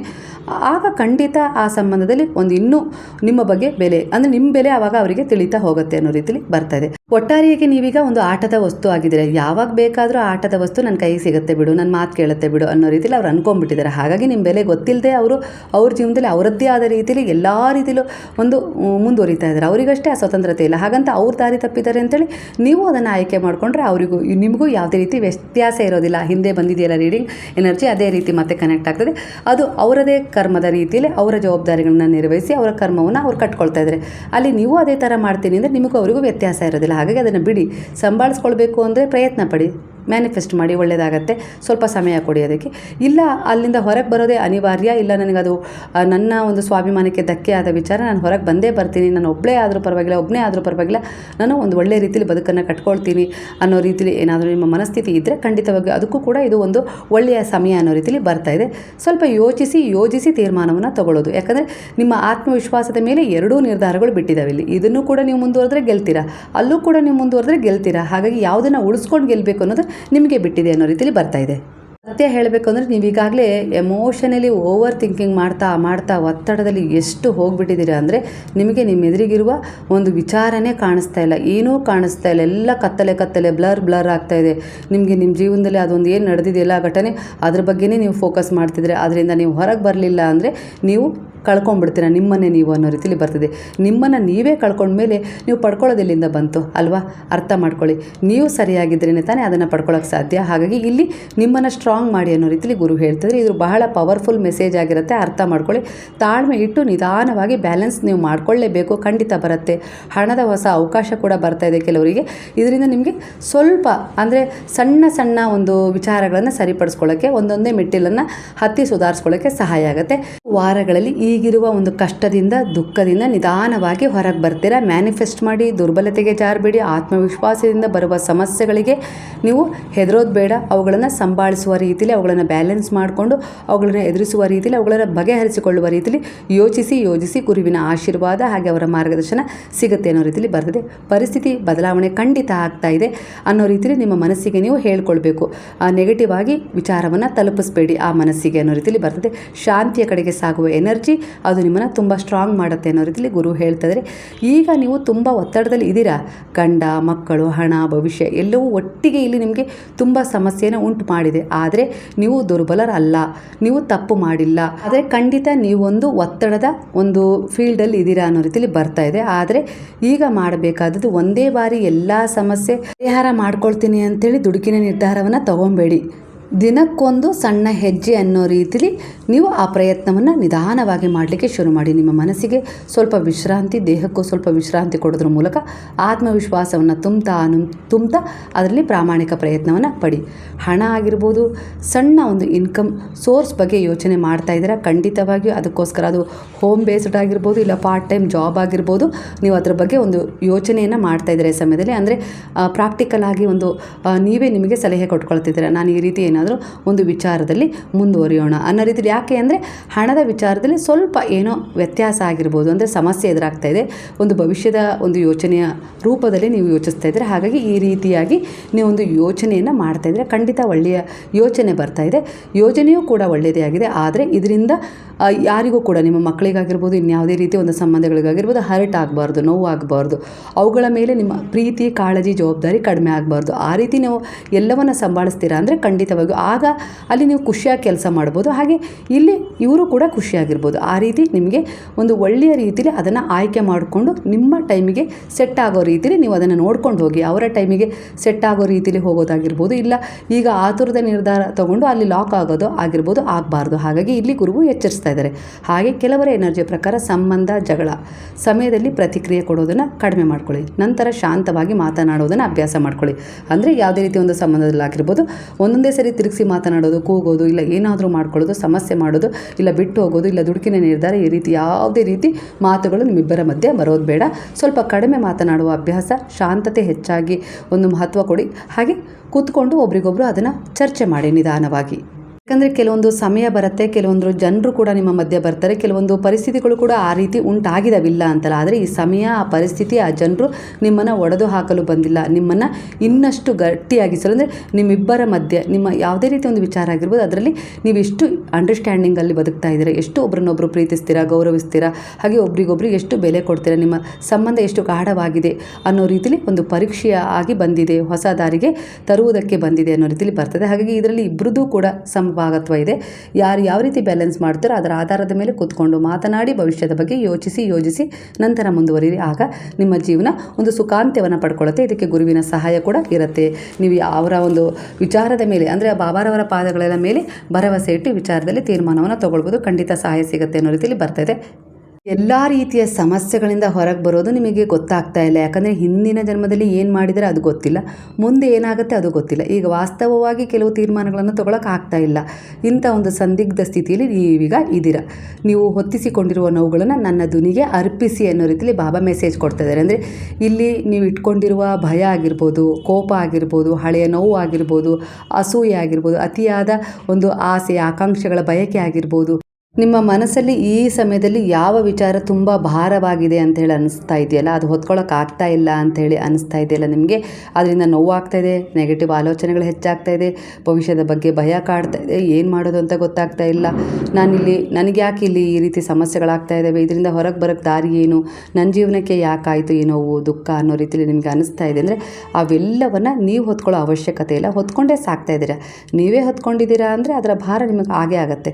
ನೀವು ಗುರುವನ್ನು ನಂಬಿದ್ದೀರಾ, ಭಗವಂತನನ್ನು ನಂಬಿದ್ದೀರಾ ಅಂದರೆ ಅವರ ಪಾದಗಳಲ್ಲಿ ಅವುಗಳನ್ನು ಇಟ್ಟಿದ್ದೀರಾ ಅಂದರೆ ನಿಮಗೆ ನಂಬಿಕೆ ಇಲ್ಲ, ನಂಬಿಕೆ ಕಡಿಮೆ ಆಗಿದೆ ಅಂದರೆ ಅವುಗಳನ್ನು ನೀವೇ ಹೊತ್ಕೊಂಡಿದ್ದೀರಾ. ಹಾಗಾಗಿ ಅಂದರೆ ಅವುಗಳನ್ನು ಅವರ ಪಾದಗಳಲ್ಲಿ ಮೇಲಿಟ್ಟ ಮೇಲೆ ನಿಮ್ಮ ಭಾರ ಕಡಿಮೆ ಆಗಬೇಕಲ್ವಾ. ಆ ರೀತಿಯಾಗಿ ಧ್ಯಾನಿಸಿ, ಪೂಜಿಸಿ, ನಿಮಗೆ ನೀವು ಸ್ವಲ್ಪ ವಿಶ್ರಾಮವನ್ನು ಕೊಟ್ಟು ಮುಂದುವರಿರಿ. ಖಂಡಿತವಾಗಿಯೂ ಆ ಒಂದು ಭಾರವನ್ನು ಗುರುವು ಭರಿಸಿದ್ದಾರೆ.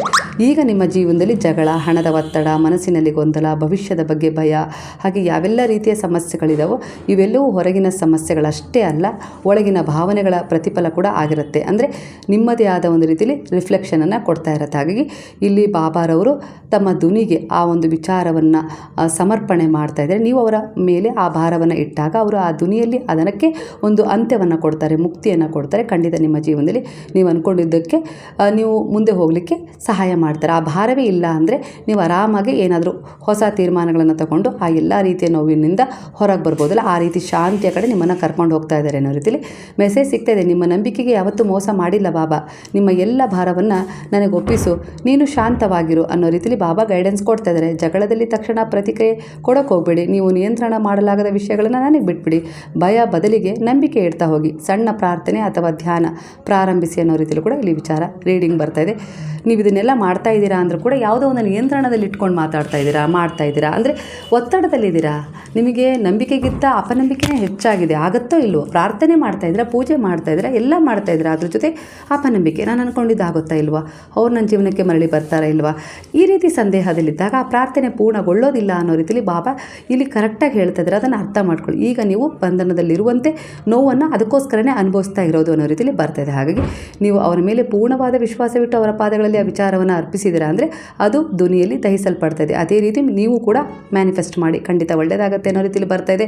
ಆದರೆ ನೀವು ಈ ಒಂದು ನಿಮ್ಮಲ್ಲಿರುವ ಒಂದು ಕಗ್ಗಂಟನ್ನು ಬಿಡಿಸ್ಕೊಂಡ್ರೆ ನಿಮ್ಮೊಳಗೆ ಶಾಂತಿ ಮತ್ತು ಆಶೆ ಮತ್ತೆ ನಿಮ್ಮ ಜೀವನದಲ್ಲಿ ಹೊಸ ರೂಪವನ್ನು ಪಡ್ಕೊಂಡು ನಿಮ್ಮ ಜೀವನವನ್ನು, ನಿಮ್ಮ ಸಂಬಂಧಗಳನ್ನು ಸರಿಪಡಿಸಿ ಖಂಡಿತ ಬರುತ್ತೆ ಅನ್ನೋ ರೀತಿಯಲ್ಲಿ. ಈಗ ನಿಮ್ಮ ಜೀವನದಲ್ಲಿ ನೋವುಗಳಿಂದ ನೀವೇ ನಿಮ್ಮ ಕೈಯನ್ನು ಕೊಟ್ಟು ಕಟ್ಟಿ ಹಾಕಿಸ್ಕೊಂಡಿದ್ದೀರಾ. ಅದನ್ನು ನೀವು ದಹಿಸೋಕ್ಕೆ ಗುರುವಿಗೆ ಅವಕಾಶ ಕೊಡಿ. ನೀವು ಆವಾಗ ಆ ಸಮಸ್ಯೆಗಳಿಂದ ಮುಕ್ತರಾಗ್ತೀರಾ ಅನ್ನೋ ರೀತಿಯಲ್ಲಿ ಕೂಡ ಇಲ್ಲಿ ಒಂದು ಮೆಸೇಜ್ ಸಿಗ್ತದೆ.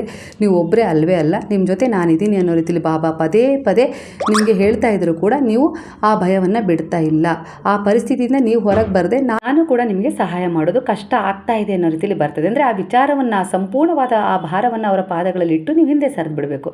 ಬಾಬಾನ ಮೇಲೆ ಆ ಭಾರವನ್ನು ಹಾಕಿದ್ದೀನಿ, ನಾನು ನಿಶ್ಚಿಂತೆಯಿಂದ ಪ್ರಾಮಾಣಿಕವಾಗಿ ನನ್ನ ಕೆಲಸ ನಾನು ಮಾಡ್ತೀನಿ ಅನ್ನೋದು ರೀತಿಯಲ್ಲಿ ನಿಮ್ಮ ಮನಸ್ಸಿಂದ ಆ ಆಲೋಚನೆಯನ್ನು ಆ ತಕ್ಷಣವೇ ರಿಮೂವ್ ಮಾಡಬೇಕು. ಆಗ ಅದು ಖಂಡಿತ ಬಾಬಾರವರ ಧ್ವನಿಯಲ್ಲಿ ದಹಿಸಲ್ಪಡುತ್ತೆ. ಆಗ ನಿಮ್ಮ ಜೀವನದಲ್ಲಿ ಮತ್ತೊಂದು ಹೊಸ ಬೆಳಕಿನ ದೀಪ ಒಂದು ಉತ್ಪತ್ತಿ ಆಗುತ್ತೆ. ಅಂದರೆ ಆ ಬೆಳಕಿನ ಜೀವನ ನಿಮಗೆ ಶುರುವಾಗ್ತದೆ. ನಿಧಾನವಾಗಿ ಅಲ್ಲಿ ನಿಮಗೆ ಅರಿವಿಲ್ಲದಂತೆ ಬದಲಾವಣೆಗಳು ಶುರುವಾಗ್ತವೆ. ನಿಮಗೆ ಆಶ್ಚರ್ಯ ಪಡ್ತೀರ ನೀವು, ಅಷ್ಟೊಂದು ಬದಲಾವಣೆಗಳು ನಿಮಗೆ ಸಿಗ್ತವೆ. ಆದರೆ ನಿಮ್ಮ ಭಕ್ತಿಯ ಭಾವ ಯಾವ ರೀತಿ ನಿಷ್ಕಲ್ಮಶವಾಗಿದೆ ಅನ್ನೋ ರೀತಿಯಲ್ಲಿ ಇದೊಂದು ಪರೀಕ್ಷೆ ನಡೀತಾ ಇದೆ. ನಿಮ್ಮ ನಂಬಿಕೆ ಎಲ್ಲೋ ಒಂದು ರೀತಿಯಲ್ಲಿ ಸೋಲ್ತಾ ಇದೆ, ಅದಕ್ಕೆ ಅಸಮಾಧಾನ ಇದೆ, ಅನುಮಾನ ಆಗಿದೆ. ಅದಕ್ಕೆ ಎಲ್ಲೋ ಒಂದು ರೀತಿಯಲ್ಲಿ ಪೂಜೆ ಪುನಸ್ಕಾರ ಮಾಡ್ತೀರಾ ಮತ್ತು ಅದಾಗತ್ತಾ, ನಡೆಯುತ್ತಾ, ಹೋಗುತ್ತಾ, ಒಬ್ಬರ ಮೇಲೆ ನೀವು ಸಂಪೂರ್ಣವಾದ ನಂಬಿಕೆ ಇಟ್ಟು ಭಾರ ಇಟ್ಟಿದ್ದೀರಾ ಅಂದರೆ ಖಂಡಿತ ಆ ನಂಬಿಕೆ ಇರಬೇಕು.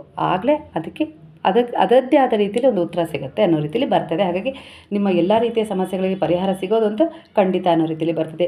ಯಾರೆಲ್ಲ ಶಿರಡಿ ಪ್ರವಾಸವನ್ನು ಮಾಡಿದಿರೋ ನೀವೀಗ ಸ್ವಲ್ಪ ಖುಷಿಯಾಗಿದ್ದೀರ, ಸ್ವಲ್ಪ ದೇಹಕ್ಕೆ ಆಯಾಸ ಆಗಿರ್ಬೋದು, ಆದರೂ ಕೂಡ ಗುರುವಿನ ಸೇವೆಯನ್ನು ಮಾಡಿಬಂದೆ, ದರ್ಶನ ಮಾಡಿಬಂದೆ ಅನ್ನೋ ಸಂತೋಷ ನಿಮ್ಮನ್ನು ತುಂಬಾ ಆವರಿಸಿದೆ. ಈ ಸಂತೋಷ ನಿಮ್ಮ ಜೀವನದಲ್ಲಿ ನೀವು ಉತ್ಸಾಹದಿಂದ ಮುಂದೆ ಹೋಗಲಿಕ್ಕೆ ಸಹಾಯ ಮಾಡುತ್ತೆ.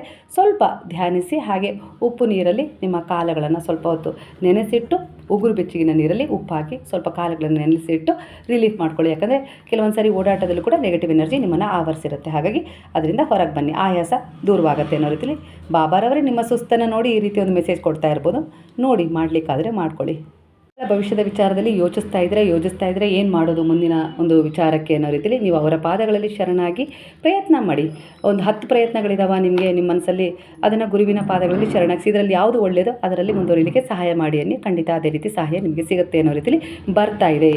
ಈಗಿನ ನಿಮ್ಮ ಮನಸ್ಥಿತಿ ಎನರ್ಜಿಗೆ ಈ ವಿಚಾರ ಕನೆಕ್ಟ್ ಆಗಿದ್ದರೆ ಖಂಡಿತವಾಗಿಯೂ ಕೃತಜ್ಞತಾಪೂರ್ವಕವಾಗಿ ಸಾಯರಾಮ್ ಅಂತೇಳಿ ಕಮೆಂಟ್ ಮಾಡೋದನ್ನು ಮರಿಬೇಡಿ. ಹಾಗಾದರೆ ಎಲ್ಲರೂ ಸೇರಿ ಹೇಳೋಣ, ಹರೇ ರಾಮ ರಾಮ ರಾಮ ಹರೇ ಹರೇ, ಕೃಷ್ಣ ಹರೇ ಕೃಷ್ಣ ಕೃಷ್ಣ ಕೃಷ್ಣ ಹರೇ ಹರೇ, ಹರೇ ಸಾಯಿ ಸಾಯಿ ಸಾಯಿ ಹರೇ ಹರೇ, ಹರೇ ಬಾಬಾ ಬಾಬಾ ಬಾಬಾ ಹರೇ ಹರೇ, ಹರೇ ದತ್ತ ದತ್ತ ದತ್ತ ಹರೇ ಹರೇ.